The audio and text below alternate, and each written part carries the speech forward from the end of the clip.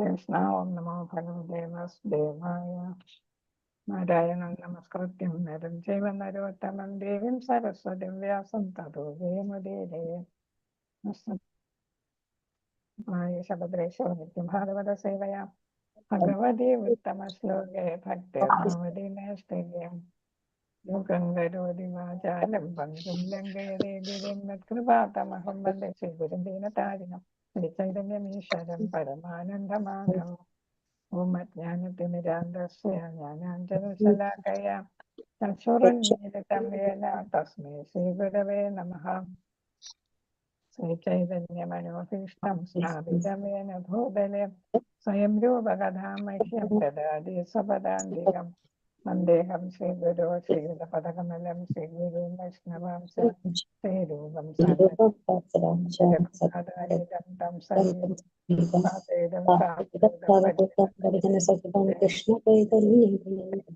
കൃഷ്ണപാദ സകലലളിത ശ്രീ വിശാഖാന്യതാംശ.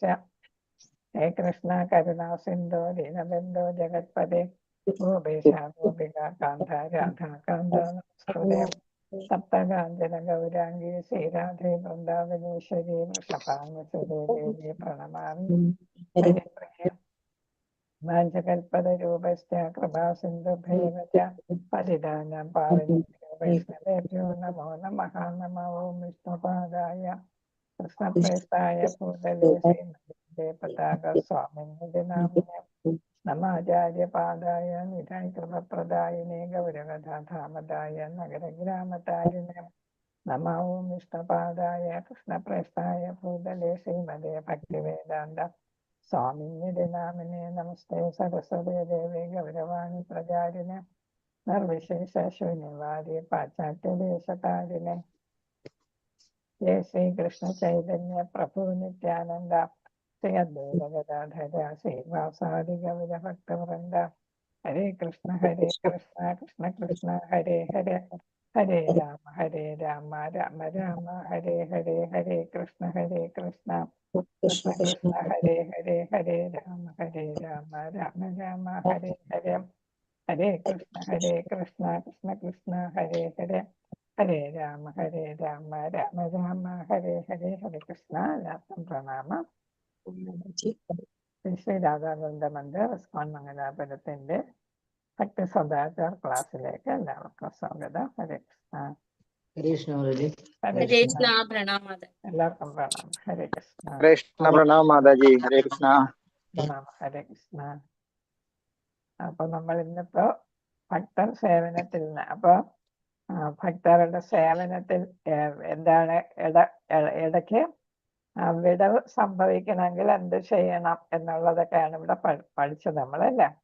പിന്നെ എന്താണ് ഒരു സുഹൃത്ത് എന്ത് ചെയ്യണം? സുഹൃത്ത് എന്താണ്? A friend in deed is a friend in need അല്ലെ. ഒരാളിന് എന്തെങ്കിലും ദുഃഖവും ഒക്കെ വരുമ്പോ നമ്മുടെ കൃഷ്ണാവബോധത്തിലുള്ള സുഹൃത്തുക്കൾ, അതായത് ഭക്തന്മാരെന്ത് ചെയ്യണം? സഹോദര ഭക്തന്മാരും സഹോദരി ഭക്തന്മാരും ഒക്കെ എന്ത് ചെയ്യണം? ഈ ദുഃഖം വന്ന ആളിന് വേണ്ട വിധത്തിൽ അവരുമായിട്ട് സഹകരിച്ച് സഹായിക്കുകയൊക്കെ ചെയ്യണം. അപ്പൊ അതാണ് അവിടെ നമ്മൾ പഠിച്ചത്. ഇനി ഒരു ഭക്തൻ ഭക്തി സേവനത്തിൽ നിന്ന് അകന്നു പോയിട്ടുണ്ടെങ്കിൽ ഗണ്യമായ കാലയളവിൽ ഭക്തരുടെ സഹവാസത്തിൽ നിന്ന് വിട്ടുനിന്നിട്ടുണ്ടെങ്കിൽ അയാൾ മായയിലായതിന് ശിക്ഷിക്കപ്പെടുകയോ ആത്മീയ ഗുരുവിന്റെ പാദപത്മങ്ങളിൽ നിന്ന് അദ്ദേഹത്തെ കൂടുതൽ അകറ്റുന്ന വിധത്തിൽ ശാസിക്കപ്പെടുകയോ ചെയ്യരുത്. അപ്പൊ ഒരു ഭക്തൻ വിട്ടു നിൽക്കുകയാണ്. അപ്പൊ നമ്മുടെ ഇതിൽ തന്നെ കുറെ പേരിങ്ങനെ ഇടയ്ക്ക് വിട്ടുപോകുമല്ലേ.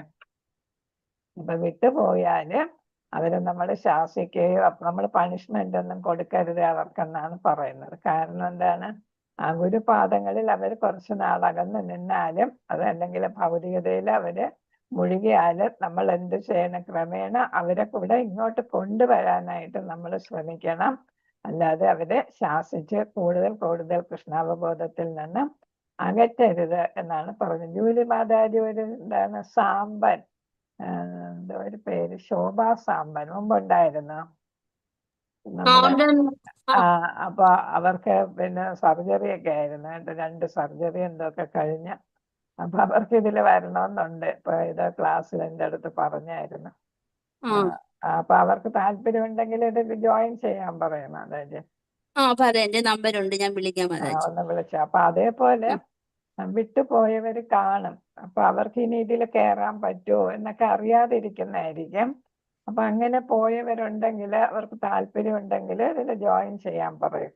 അപ്പൊ അവര് ചിലപ്പോ ഭാഗവതം ക്ലാസ് മാത്രമേ കേൾക്കുന്നുണ്ടാവൂ, വേറെ ഒന്നും കേൾക്കുന്നുണ്ടാവില്ല, വേറെ നമ്മുടെ കോഴ്സുകളൊന്നും ചെയ്യുന്നുണ്ടാവില്ല, പരീക്ഷയൊക്കെയുള്ള കോഴ്സുകൾ ചെയ്യുന്നുണ്ടാവില്ല. അപ്പൊ അവർക്ക് ഇത് പരീക്ഷ ഇല്ലല്ലോ നമുക്കിവിടെ. അപ്പൊ അങ്ങനെ അപ്പൊ പോയവരെയൊക്കെ ഒന്ന് വിളിച്ചു നോക്കും മാതാജി. വിളിച്ചു നോക്കാം. അപ്പൊ താല്പര്യമുള്ളവർക്ക് ഇതിൽ കയറാമല്ലോ. അപ്പൊ മാതാജി പറഞ്ഞപ്പോ ഇതും ഇവിടെ ഇങ്ങനെ വന്നപ്പോഴാണ് പെട്ടെന്ന് എനിക്ക് ഓർമ്മ വന്നത്. കുറച്ച് വിട്ടുപോയാലോ എന്നുള്ളത്, വിട്ടുപോയവരെ നമുക്കിത് തിരിച്ചു കൊണ്ടുവരാം. അപ്പൊ അവരെ നമ്മൾ ഒരു വിധത്തിൽ ശാസിക്കരുത് എന്നാണ് പറയുന്നത്. അപ്പൊ തിരിച്ച് നമുക്ക് കൊണ്ടുവരാനായിട്ട് നമ്മൾ ശ്രമിക്കണം. ഒരാൾ സ്നേഹവും പ്രോത്സാഹനവും സൗഹൃദവും അർപ്പിക്കുകയും ഭക്തരുടെ കൂട്ടായ്മയിൽ അവർക്ക് വീണ്ടും വീട് പോലെ തോന്നിപ്പിക്കുകയും വേണം. അപ്പൊ തിരിച്ചെത്തുമ്പോൾ കുറച്ച് അകന്ന് നിന്നാലും അവരെ തിരിച്ച് കൊണ്ടുവരുമ്പോൾ അവർക്ക് സ്വന്തം ഗ്രഹത്തിലെത്തിയ ഒരു പ്രതീതി ഉണ്ടാകണം. ആ തരത്തിൽ നമ്മൾ പ്രോത്സാഹനവും അല്ലെ സൗഹൃദഭാവവും എല്ലാം കാണിക്കണമെന്നാണ് പറയുന്നത്. സ്ത്രീകളുമായിട്ടുള്ള ഇടപെടലുകൾ നമുക്കറിയാം. ക്ഷേത്രത്തിൽ തന്നെ സ്ത്രീകൾ ഒരു സൈഡില്, പുരുഷന്മാർ വേറൊരു സൈഡിലൊക്കെ നിന്നാണ് നമ്മൾ പൂജ ആരതിയൊക്കെ തൊഴുന്നത് തന്നെ അല്ലേ. അതേപോലെ തന്നെ നമ്മള് ചൈതന്യ മഹാപ്രഭു സ്വന്തം അമ്മയല്ലാതെ ഒരു സ്ത്രീയെയും അടുപ്പിക്കത്തില്ലായിരുന്നു എന്നാണ്. അപ്പൊ ഒരു സ്ത്രീയുടെ മുഖത്ത് നോക്കുകയോ പിന്നെ ചൈതന്യ പ്രഭുവിന്റെ അടുത്ത് വരാനായിട്ട് അവരെ സമ്മതിക്കുകയോ ചെയ്യത്തില്ലായിരുന്നു എന്നാണ് പറയുന്നത്. അത്രയ്ക്ക് അകന്നു നിൽക്കുന്നു. അപ്പൊ എപ്പോഴും എന്താണ്, ഒരു ഓപ്പോസിറ്റ് സെക്സിനോട് ഒരു ആകർഷണം വരാം അല്ലെ. അപ്പൊ അങ്ങനെ ആകർഷണം വരുമ്പോ ചിലര് ദുർവാസാവ് മുനി പോലെ അതാണ് അപ്സരസിനെ കണ്ടപ്പോ എന്ത് ചെയ്തു, വീണു പോയി അല്ലേ. അപ്പൊ അതേപോലെ എപ്പോഴും അത് നാച്ചുറൽ ആയിട്ട് വരുന്നതാണ്.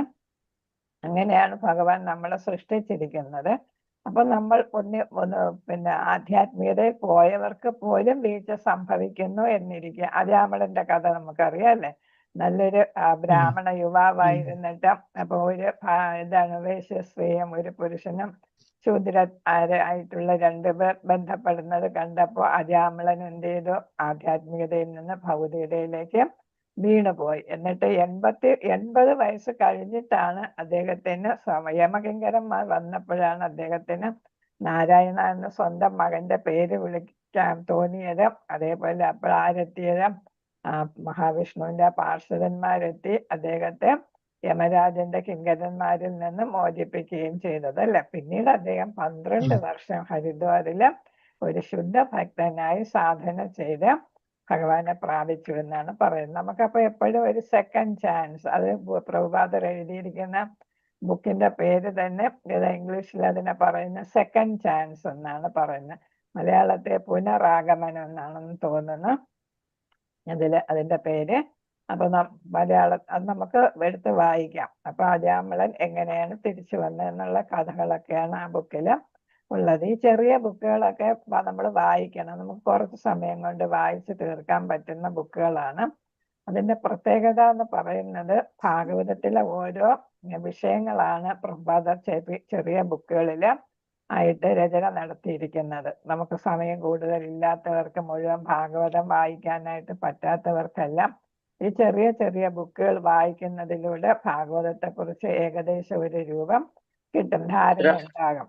അതിനു വേണ്ടി അപ്പൊ നമ്മൾ എന്ത് ചെയ്യുക, ചെറിയ ബുക്കുകളൊക്കെ എടുത്ത് വായിക്കുക. ഹരേ കൃഷ്ണ. നെറ്റിലും കാണും, നമുക്ക് സ്വന്തമായിട്ടുണ്ട്, വലിയ വിലയൊന്നുമുള്ള ബുക്കുകളല്ല.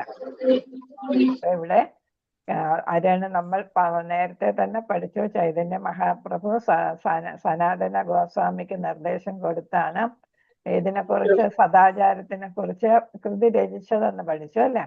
അപ്പോ ആ ചൈതന്യ മഹാപ്രഭു തന്നെ സ്ത്രീകളിൽ നിന്ന് അകന്നു നിന്നിരുന്നു. അത് നമ്മള് ഭൗതികതയിൽ വീട്ടും എന്നായിരുന്നു ചൈതന്യ മഹാപ്രഭുവിന്റെ വിശ്വാസം.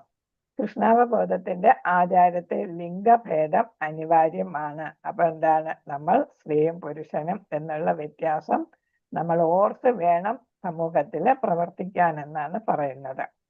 ഒരു സ്ത്രീക്ക് എല്ലാ ബഹുമാനവും നൽകണം. അതേപോലെ തന്നെ ബുദ്ധമതം, ജൈനമതം ഇവയൊക്കെ നശിക്കാനിടയായതിന് ഒരു പ്രധാന കാരണം പറയുന്നത് അതില് ഇതാണ് മോങ്സ് സന്യാസിമാരും നൺസ് സന്യാസിമാരും തമ്മിലുള്ള ഇടപെടലാണ് പിന്നെ ആ പ്രസ്ഥാനം നശിക്കാൻ തന്നെ ഇടയായത് എന്നാണ്. അപ്പൊ മൊണാസ്റ്ററികളില് അതാണ് മോങ്സും നൺസും ഒരുമിച്ച് താമസിക്കാനുള്ള ഇട വന്നു. അങ്ങനെ ആ പ്രസ്ഥാനം ഇമ്മൊറാലിറ്റി അവിടെ അല്ലെ സദാചാരം ഇല്ലായ്മ വന്നു. നമ്മൾ സദാചാരത്തിനെ കുറിച്ചാണ് പഠിക്കുന്നത് അല്ലെ. അപ്പൊ സദാചാരം ഇല്ലായ്മ അവിടെ നടമാടി. അത് ആ പ്രസ്ഥാനത്തിന്റെ നാശത്തിനിടയാക്കി. ജൈനമതവും ബുദ്ധമതമാണ് കൂടുതൽ, എല്ലായിടത്തും കൂടുതൽ പ്രചാരം സിദ്ധിച്ചത് ബുദ്ധമതമായിരുന്നു. അത് ഇന്ത്യയിൽ നിന്ന് ഇതാണ് അപ്രത്യക്ഷമാകാൻ ഇടയായി. പക്ഷെ മറ്റു രാജ്യങ്ങളില് ബുദ്ധമതം ഉണ്ട്. നേപ്പാൾ, ബർമ്മ അല്ല, പിന്നെ ഏതാണ് Bhutan, Sri Lanka, south east Asia, Malaysia അല്ലെ, അവിടെ വരുന്ന രാജ്യങ്ങളില് മലേഷ്യ, സിംഗപ്പൂർ അങ്ങനെയൊക്കെ വരുന്ന തായ്ലൻഡ് അങ്ങനെയുള്ള രാജ്യങ്ങളിലെല്ലാം അത് ഇപ്പോഴും പലയിടത്തും ദേശീയ മതമായിട്ടും നിൽക്കുന്നുണ്ട്. അപ്പൊ അതുപോലെ തന്നെ ചൈനയിലും ഏറ്റവും കൂടുതൽ പ്രചരിച്ച മതം ബുദ്ധമതമായിരുന്നു. അപ്പൊ എന്താണ്, നമ്മൾ അകന്ന് നിൽക്കേണ്ടവരെ അകത്തി നിർത്തി വേണം പ്രവർത്തിക്കാൻ എന്നാണ് പറയുന്നത്. അല്ലെങ്കിൽ അവർ ഭാര്യ ഭർത്താക്കന്മാരായിരിക്കണം. അപ്പോ ശ്രീല പ്രഭുപാദർ പല ഡിവോട്ടീസിനെയും യൂറോപ്യൻ ഡിവോട്ടീസിനും അവരെല്ലാം ഇതാണ് ഒരുമിച്ചാണ് വരിക അല്ലെ. അപ്പൊ അവരെല്ലാം അവിടെ ഗേൾ ഫ്രണ്ടും ബോയ് ഫ്രണ്ടും ഒക്കെയാണ് കോമൺ ആയിട്ടുള്ളത് അല്ലെ.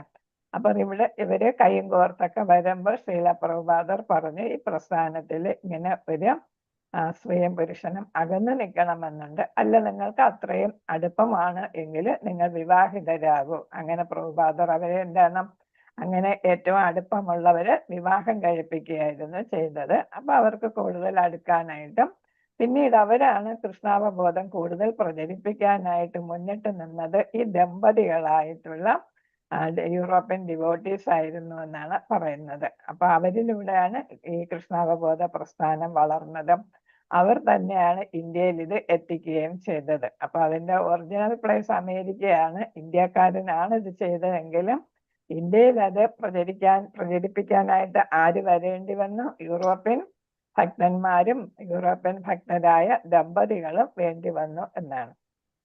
അപ്പൊ ശ്രീല പ്രഭുപാദരും പ്രസ്ഥാനം സദാചാര രീതിയിൽ മുന്നോട്ട് പോകണമെന്ന് ആഗ്രഹിച്ചിരുന്നു. അതുകാരണം അതിനുള്ള നിയമങ്ങളും എല്ലാം നടപ്പിലാക്കുകയും ചെയ്തു. ഒരു ബ്രഹ്മചാരി എല്ലാ സ്ത്രീകളെയും തൻ്റെ അമ്മയായി കാണണം. ഒരു ഗൃഹസ്ഥൻ തൻ്റെ ഭാര്യ ഒഴികെയുള്ള എല്ലാ സ്ത്രീകളെയും തൻ്റെ അമ്മയായി കാണണം. ഭക്തി നിർഭരമായ സേവനം അനുഷ്ഠിക്കാൻ ആവശ്യമായിടത്തോളം മാത്രമേ ബ്രഹ്മചാരികൾ സ്ത്രീകളുമായിട്ട് സഹവസിക്കാവൂ. അല്ലാത്ത പക്ഷം സഹവാസം വേണ്ട. അപ്പൊ ബ്രഹ്മചാരികളും ഗൃഹസ്ഥരും ശ്രദ്ധിക്കേണ്ട കാര്യമാണ് പറയുന്നത്. ബ്രഹ്മചാരികൾ 25 വയസ്സ് വരെ ബ്രഹ്മചര്യമാണ് അല്ലെ. അത് കഴിഞ്ഞ് 50 വയസ്സ് വരെ ഗാർഹസ്ഥ്യവും. അപ്പൊ ഈ രണ്ട് കൂട്ടരും എന്ത് ചെയ്യണം? സ്ത്രീകളുമായിട്ടുള്ള സഹവാസം വളരെ ശ്രദ്ധിച്ച് വേണം ചെയ്യാനായിട്ട്. അപ്പൊ രണ്ട് കൂട്ടരും ബ്രഹ്മചാരികൾ സ്ത്രീകളെയെല്ലാം അമ്മയായിട്ട് കാണണം. ഗൃഹസ്ഥൻ തൻ്റെ ഭാര്യ ഒഴികെ എല്ലാവരെയും അമ്മയായിട്ട് കരുതണം. നമ്മളിപ്പോ തമ്മിൽ ബഹുമാനപൂർവ്വം എന്തായിട്ടാ വിളിക്കുന്നത്? മാതാജി അല്ലെ, അല്ലെങ്കിൽ പ്രഭു അല്ലെ. പിന്നെ പുരുഷന്മാരെ പ്രഭു. അപ്പം സ്ത്രീകളെ എന്താണ് അമ്മയായിട്ട് കാണും. അപ്പൊ അമ്മയായിട്ട് കാണുമ്പോൾ വേറെ വികാരങ്ങളൊന്നും തോന്നത്തില്ല എന്നതുകൊണ്ടാണ് അമ്മയായി കാണണം എന്ന് പറയുന്നത്. അതേപോലെ തന്നെ ബ്രഹ്മചാരികൾ കൃഷ്ണാവബോധ പ്രസ്ഥാനം പ്രചരിപ്പിക്കുന്നതിന് ബുക്ക് ഡിസ്ട്രിബ്യൂഷൻ തുടങ്ങിയ കാര്യങ്ങൾ വരുമ്പോൾ എന്ത് ചെയ്യണം? സ്ത്രീകളും പുരുഷന്മാരും മാതാജിമാരും പ്രഭുക്കന്മാരും ഒക്കെ ഒരുമിച്ചാണ് പോകുന്നത് അല്ലേ. അപ്പോൾ അങ്ങനെയുള്ള സാഹചര്യങ്ങളിൽ മാത്രമേ അവരുമായിട്ട് സഹവസിക്കാവൂ എന്നാണ്. അല്ലാത്ത പക്ഷം സഹവാസം വേണ്ട, മിങ്കിൾ ചെയ്യുന്നത് വേണ്ട എന്നാണ് പറയുന്നത്. മിങ്കിൾ ചെയ്യുന്നത് അത്യാവശ്യ ഘട്ടങ്ങളിൽ, കൃഷ്ണാവബോധം പ്രചരിപ്പിക്കേണ്ട അത്യാവശ്യ ഘട്ടങ്ങളിൽ മാത്രം. അമ്മ എന്ന വാക്ക് ബഹുമാനത്തിന്റെയും സംയമനത്തിന്റെയും ഒരു മാനസികാവസ്ഥ സൃഷ്ടിക്കുന്നു. അപ്പൊ അമ്മ എന്ന് പറയുമ്പോൾ ബഹുമാനം കൊടുക്കുകയും ചെയ്യും. പിന്നെ ഇതാണ് നമ്മളെ ഇന്ദ്രിയങ്ങളെയൊക്കെ നിയന്ത്രിക്കാനായിട്ടുള്ള ഒരു മനസ്സ് നമുക്ക് ഉണ്ടാകുന്നു. അപ്പൊ ഏതൊരു സ്ത്രീയെ കണ്ടാലും ഭാര്യ അല്ലെങ്കിൽ സഹോദരി അല്ലെങ്കിൽ നമ്മൾ എന്തായിട്ട് കണക്കാക്കാം? അമ്മയായിട്ട് കണക്കാക്കാം. അപ്പൊ അങ്ങനെ വരുമ്പോൾ നമുക്ക് എന്താണ് നമ്മുടെ ഇന്ദ്രിയങ്ങളെയൊക്കെ നിയന്ത്രിക്കാനായിട്ട് സാധിക്കും. ഞാൻ പറഞ്ഞല്ലോ, നമ്മൾ ഭൗതികതയിൽ ജീവിക്കുമ്പോൾ നമുക്ക് ഇന്ദ്രിയ ആസ്വാദനം എപ്പോഴും തോന്നും. അപ്പൊ പ്രത്യേകിച്ച് ഓപ്പോസിറ്റ് സെക്സിനെ കാണുമ്പോൾ അത് ഒരു കുറ്റമല്ല, അത് പ്രകൃതിയുടെ ഒരു രീതിയാണ്. അപ്പൊ നമ്മൾ എന്ത് ചെയ്യണം? നമ്മള് ഇന്ദ്രിയങ്ങളെ നമ്മൾ നിയന്ത്രിക്കണം. സ്ത്രീകളെ അമ്മമാരായി കാണണമെന്ന് നമ്മൾ ഉപദേശിക്കുമ്പോൾ സ്ത്രീകളുമായുള്ള നമ്മുടെ ഇടപെടലുകളിൽ സംയമനം പാലിക്കുകയും ബഹുമാനിക്കുകയും ചെയ്യണമെന്നാണ് നമ്മൾ അർത്ഥമാക്കുന്നത്. അപ്പൊ കൃഷ്ണാവബോധ സമിതി അർത്ഥമാക്കുന്ന എന്താണ്? ഇടപെടലുകളിൽ സംയമനം എന്ന് വെച്ചാല് എങ്ങനെയാണോ അവരോട് സംസാരിക്കേണ്ടത്, ബഹുമാനിക്കേണ്ടത് എല്ലാം ബഹുമാനിക്കുക. അങ്ങനത്തെ കാര്യങ്ങളൊക്കെ ചെയ്യുമ്പോൾ നമ്മൾ ഒരു അകൽച്ച പാലിക്കണം, അല്ലെ? കൂടുതൽ അടുത്ത് ഇടപഴകാനായിട്ട് പോകരുത്. ഹരേ കൃഷ്ണ. അതേപോലെ തന്നെ ഏതാണ്? ബഹുമാനിക്കുക, സംയമനം, സംയമനം എന്ന് വെച്ചാൽ കൺട്രോൾ, അല്ലെ? അപ്പം മനസ്സിനേന്ദ്രിയങ്ങളെ നിയന്ത്രിക്കുക. അത്തരം പെരുമാറ്റം കുറ്റകരമായിട്ടുള്ള മാനസികാവസ്ഥ കുറയ്ക്കും. അപ്പൊ മറ്റു സ്ത്രീകളെ കാണുമ്പോൾ അമ്മയുടെ സ്ഥാനമാണെങ്കിൽ അവരെ കുറിച്ച് നമുക്ക് വേറെ ചിന്തകളൊന്നും വരത്തില്ല. അപ്പൊ എന്താണ്? നമ്മൾ അല്ലെങ്കിൽ അത് കുറ്റകരം, അല്ലെ? അത് കുറ്റമായിട്ട് വരും, അപരാധമായിട്ട് വരും. കാരണം എന്താണ്? അവർ വൈഷ്ണവികളാണ്, അല്ലെ? അപ്പൊ ഒരു വൈഷ്ണവിയെ കുറിച്ച് ഒരു ഭക്തന് തെറ്റായിട്ടുള്ള ഒരു ചിന്ത വരിക എന്ന് വെച്ചാല് അതെന്തായിട്ട് വരുന്നു? അപരാധമായിട്ട് വരും. വൈഷ്ണവ അപരാധമായിട്ട് വരും. അപ്പൊ അത് കാരണം നമ്മൾ അകൽച്ച പാലിക്കണം.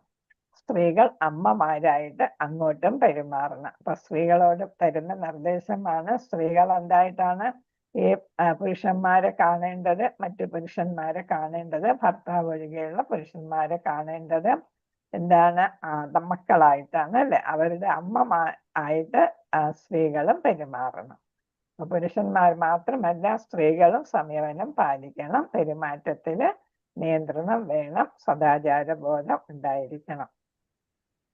അടുത്ത് പറയുന്നത് ഭക്തർ തമ്മിലുള്ള ഇടപാടുകൾ. അപ്പൊ ഇവിടെ ഭക്തർ തമ്മിൽ വിവാഹ ബന്ധത്തിൽ ഏർപ്പെടാനായിട്ട് ചിലപ്പം സാധിക്കും. പറഞ്ഞല്ലേ, പ്രഭുപാദർ തന്നെ വിവാഹം കഴിച്ചു കൊടുത്തു എന്ന് പറഞ്ഞല്ലേ? അപ്പൊ അങ്ങനെ ഇപ്പൊ രാമകൃഷ്ണ പ്രഭു ഇടയ്ക്ക് ഒരു തുടങ്ങിയായിരുന്നു, ഇതാണ് നമ്മളെ ഡിവോട്ടീസിന് തമ്മിൽ ആരെങ്കിലും വിവാഹം കഴിക്കാൻ താല്പര്യം ഉണ്ടെങ്കിൽ അത് ടെമ്പിളിനെ അറിയിച്ചാൽ ടെമ്പിൾ തന്നെ നമുക്ക് എന്ത് ചെയ്യണം? ഡിവോട്ടീസിന് അവരുടെ വിവാഹം നടത്തി കൊടുക്കാം. അങ്ങനെയുള്ള ഒരു സംവിധാനം ഉണ്ട്. ഇസ്കോണിലെ എല്ലാ ക്ഷേത്രങ്ങളിലും ഉണ്ട് അങ്ങനെ ഒരു സംവിധാനം. ഇപ്പൊ പലരും ഏതാണ് മാതാജിയും പ്രഭുവും നമ്മൾ കാണുന്ന പലരും ആര് തന്നെയായിട്ട് വരുന്ന ഭാര്യ ഭർത്താക്കന്മാര് തന്നെയായിട്ട് കാണപ്പെടുന്നുണ്ട്. അപ്പൊ അതുകൊണ്ട് ഗുണമുണ്ട്. എന്താ ഗുണം? രണ്ടുപേരും ഒരേ തരത്തിൽ പെടുന്നവരായത് കാരണം ഭക്തിയുടെ സേവനം ചെയ്യാനായിട്ട് വളരെ സന്തോഷപൂർവ്വം പലർക്കും വരുന്ന ബുദ്ധിമുട്ടുകളൊന്നും ഒഴിവാകാം, അല്ലേ?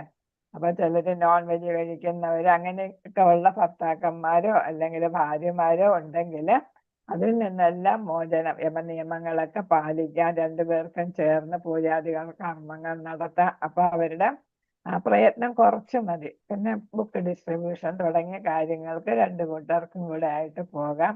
അപ്പൊ കൂടുതൽ ഭക്തിയുടെ സേവനം ചെയ്യാനായിട്ടുള്ള സാധ്യത വരികയാണ് അവിടെ ചെയ്യുന്നത്. വിവാഹം ആലോചിക്കുന്ന ഭക്തർ പ്രണയബന്ധത്തിൽ മാർഗനിർദ്ദേശം തേടണം. അപ്പൊ എന്താണ്? രണ്ടു കൂട്ടർ തമ്മിൽ ഇഷ്ടം തോന്നിയാണല്ലോ വിവാഹം കഴിക്കാനായിട്ട് തീരുമാനിക്കുന്നത്. അങ്ങനെ വരുമ്പോ എന്താണ്? ഗുരുക്കന്മാരുടെ അവരുമായിട്ട് സംസാരിച്ച് അവരുടെ മാർഗനിർദ്ദേശം തേടി വേണം ചെയ്യാൻ. പെൺകുട്ടികൾ സംരക്ഷിക്കപ്പെടുന്നുണ്ടെന്ന് ഉറപ്പാക്കേണ്ടത് നമ്മുടെ മുഴുവൻ സമൂഹത്തിന്റെയും ഉത്തരവാദിത്തമാണ്. അതിനാൽ പെൺകുട്ടികളും ആൺകുട്ടികളും നമ്മുടെ വൈഷ്ണവ സംസ്കാരം അനുസരിച്ച് സഹവസിക്കണമെന്ന് നമ്മൾ പ്രതീക്ഷിക്കുന്നു.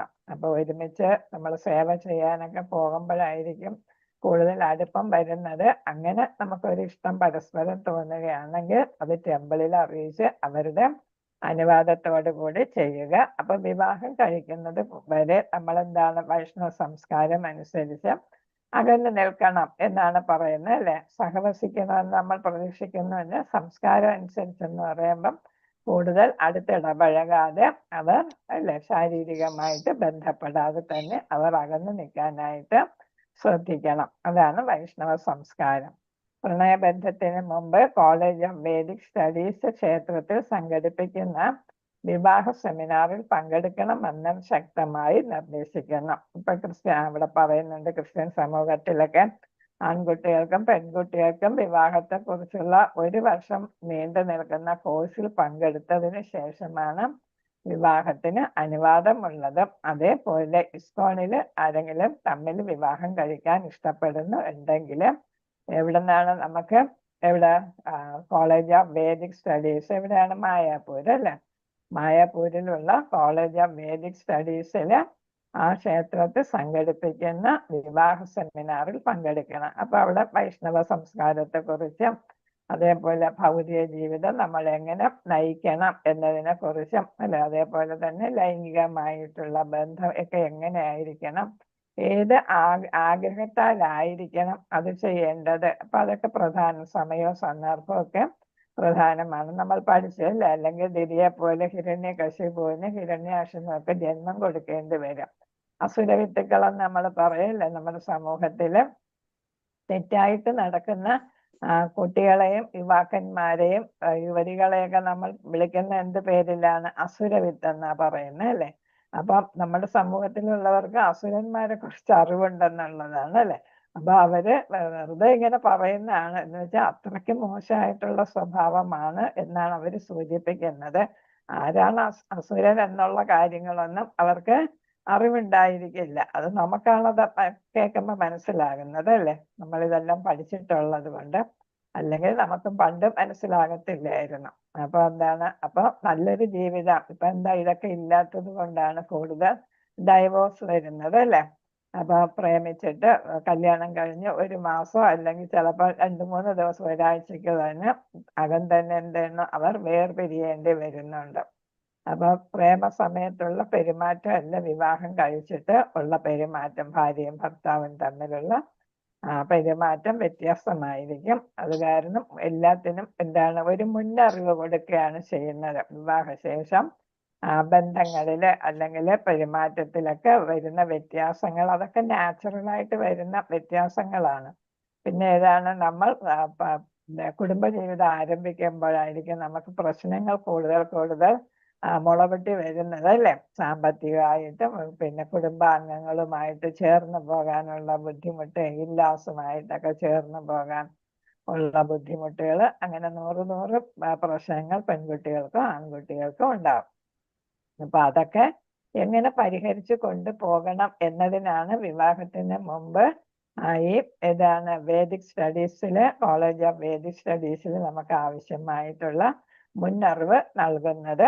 അതുപോലെ അത് ഏത് തരത്തിലാണ്? ക്രിസ്ത്യൻ സമൂഹത്തില് അവർ 1 വർഷമാണ് കൊടുക്കുന്നത് എന്നാണ് പറയുന്നത്. 1 വർഷം ഇല്ലെങ്കിലും ചിലയിടത്തൊന്നും ഇല്ല എങ്കിലും ഏതാണ്ട് 1 മാസമെങ്കിലും അവർ പെൺകുട്ടിക്കും ആൺകുട്ടിക്കും അതേപോലെ തന്നെ അവരുടെ പേരൻസും എല്ലാം അതിൽ പങ്കെടുക്കാം. അത് ഞാൻ കണ്ടിട്ടുള്ളതാണ്. എൻ്റെ സുഹൃത്തുക്കൾ, ക്രിസ്ത്യൻ സുഹൃത്തുക്കളുണ്ട്, അവരുടെയൊക്കെ കുട്ടികളുടെയൊക്കെ വിവാഹത്തിന് അങ്ങനെ അവർ കോഴ്സ് അറ്റൻഡ് ചെയ്യുന്നതായിട്ട് അറിയാമായിരുന്നു. ഹരേ കൃഷ്ണ. അപ്പൊ ഇവിടെ എന്താണ്, കുടുംബങ്ങൾ പിന്തുണയ്ക്കാൻ സന്തോഷിക്കുന്ന ഒരു സംരക്ഷണ സംവിധാനം സമീപ ഭാവിയിൽ നമുക്ക് വികസിപ്പിക്കാൻ കഴിയുമെന്ന് ഞങ്ങൾ പ്രതീക്ഷിക്കുന്നു. അപ്പൊ വിവാഹിതരാകുന്നവർ സന്തോഷത്തോടെ ജീവിക്കുക, നല്ല കൃഷ്ണാവബോധമുള്ള കുഞ്ഞുങ്ങളെ പ്രസവിക്കുക, അവരെ കൃഷ്ണാവബോധത്തിൽ വളർത്തുക, അവരുടെ ജീവിതം എന്താണ് മരണം വരെ തുടർന്നു കൊണ്ടുപോകുക, ഒരുമിച്ച് കഴിയാനായിട്ടുള്ള ഒരു സംവിധാനം ഇസ്കോണ് ചെയ്യുന്നുണ്ട്. അല്ലെങ്കിൽ അത് നന്നായിട്ട് പ്രവർത്തിപ്പിക്കാനായിട്ട് ഇസ്കോണ് പദ്ധതിയുണ്ട് എന്നാണ് പറയുന്നത്.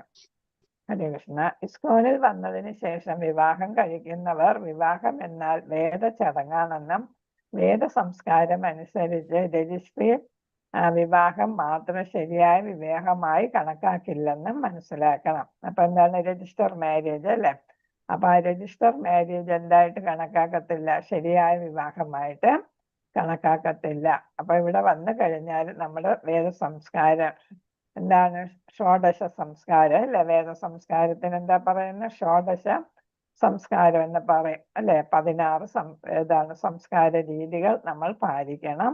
അത് കുറെ അധികം ഉണ്ടായിരുന്നു. അതിൽ പ്രധാനമാണ് ഈ 16 പറയുന്നത്. 100 കൂടുതലുണ്ട്. അതിൽ പ്രധാനമായിട്ടും 16 ഒരു ചാർട്ടൊക്കെ ഇതിനുണ്ട്. അത് നമ്മൾ ഉറപ്പായിട്ടും പാലിക്കണം എന്നാണ്. എന്നാലേ നമുക്ക് സത്സന്താനങ്ങൾ ഉണ്ടാകുകയും നല്ലൊരു കുടുംബ ജീവിതം നയിക്കാനായിട്ട് സാധിക്കുകയും ചെയ്യൂ എന്നാണ് ഇവിടെ ഉദ്ദേശിക്കുന്നത്. അതിനാൽ അവർ പരസ്പരം ഇടപെടുമ്പോൾ ഇത് മനസ്സിൽ ഉണ്ടാകണം. ആരാണ് ഈ ഭാര്യ ഭർത്താക്കന്മാർ തമ്മിൽ ബന്ധപ്പെടുമ്പോൾ ഇത് ആ ആശയം ഉണ്ടായിരിക്കണം എന്നാണ്. ഒരു കുഞ്ഞിനെ ഈ ലോകത്തേക്ക് കൊണ്ടുവരാൻ ദമ്പതികൾ ഒന്നിക്കുന്നതിന് മുമ്പ് പാലിക്കേണ്ട ഗർഭധാന സംസ്കാരത്തെ കുറിച്ചും ദമ്പതികൾ അറിഞ്ഞിരിക്കണം. അതാണ് ശുഭമുഹൂർത്തം നോക്കുക, മനസ്സ് നന്നായിരിക്കുക, ഭാഗവതം ഭഗവത്ഗീതയൊക്കെ വായിച്ച് ഉൾക്കൊള്ളുക, ഭഗവാനെ കുറിച്ചുള്ള എപ്പോഴും ചിന്ത ഉണ്ടായിരിക്കുക. അങ്ങനെ നല്ല ഒരു മാനസിക അവസ്ഥയിലായിരിക്കണം ഭാര്യ ഭർത്താക്കന്മാര് ബന്ധപ്പെടേണ്ടത് എന്നാണ്. അപ്പൊ അതുപോലെ നല്ല സമയം നോക്കി അങ്ങനെയൊക്കെയാണ് ചെയ്യേണ്ടത്. എങ്കില് സദ് കുട്ടികള് ജനിക്കൂ എന്നാണ്. അപ്പൊ അതാണ് നമ്മുടെ വിവാഹ ബന്ധത്തെ കുറിച്ച് പറയുന്നത്. ഇനി അതിഥികളെ സ്വീകരിക്കല്, അതിഥി ദേവോ ഭവ എന്നാണ് നമ്മൾ പറയുന്നത് അല്ലെ. അപ്പൊ നമ്മൾ അതിഥി ദേവോ ഭവ, ദേവനാണ് അതിഥി എന്ന് അതിഥി എന്ന് പറയുമ്പോ തന്നെ തിഥി നോക്കാതെ എത്തുന്നവർ എന്നാണ്. തിഥി എന്ന് വെച്ചാൽ ദിവസം അല്ലെ. ഏത് ദിവസം എന്ന് നോക്കാതെ നമ്മൾ ക്ഷണിക്കാതെ എത്തിപ്പെടുന്നവരാണ് അതിഥി എന്നാണ്. ആ തിഥി എന്ന് വെച്ചാൽ തിഥി നോക്കാതെ എന്നാണ് അതിഥി. എന്ന് വെച്ചാൽ ഇല്ലാതെ, തിഥി ഇല്ലാതെ ഏത് ദിവസം വേണമെങ്കിലും ആരെത്താം, ഗസ്റ്റുകൾ നമുക്ക് എത്താം അല്ലെ. അപ്പൊ അങ്ങനെ എത്തുന്ന ഗസ്റ്റുകളെയൊക്കെ നമ്മൾ എങ്ങനെ സ്വീകരിക്കണം, അവരെ എങ്ങനെ ബഹുമാനിച്ച് ആദരിക്കണം എന്നാണ് ഇവിടെ പറയുന്നത്. അപ്പൊ അതിഥികൾ വരുമ്പോ വിചാരിച്ചിരിക്കാതെ വരുമ്പോ നമുക്കൊരു വെപ്രാളമാണ് അല്ലെ. അതിഥികൾ എത്തിച്ചേരുമ്പോ പെട്ടെന്ന് കയറി വരുമ്പോ നമ്മള് വെപ്രാളപ്പെടാം. അപ്പൊ അതിഥി വന്നാലും നമ്മൾ സ്വീകരിക്കാനുള്ള എല്ലാ ഒരുക്കങ്ങളും എപ്പോഴും നമ്മുടെ വീടുകളിൽ ഉണ്ടായിരിക്കണം എന്നുള്ളതാണ് ഒരു കാര്യം. പിന്നീട് നമ്മൾ അതിഥികളായിട്ട് വരുന്നവര് അത് കുറച്ച് മുൻകൂട്ടി ചിന്തിക്കണം അല്ലെ. ചിന്തിച്ച് നമ്മൾ ഏത് വീട്ടിലാണോ പോകുന്നതെന്ന് വെച്ചാൽ ആ വീട്ടുകാരെ ഒന്ന് അറിയിക്കണം അല്ലെ. ഞങ്ങൾ ഇങ്ങനെ ഇന്ന ദിവസം വരാൻ ഉദ്ദേശിക്കുന്നുണ്ട് എന്ന വിവരമൊക്കെ അറിയിച്ചാല് അവർക്കൊരു മുൻ തയ്യാറെടുപ്പ് നടത്താനായിട്ട് സാധിക്കും. വേണ്ടപ്പെട്ടവരാണല്ലോ അതിഥികളായിട്ട് വരുന്നത് അല്ലെ.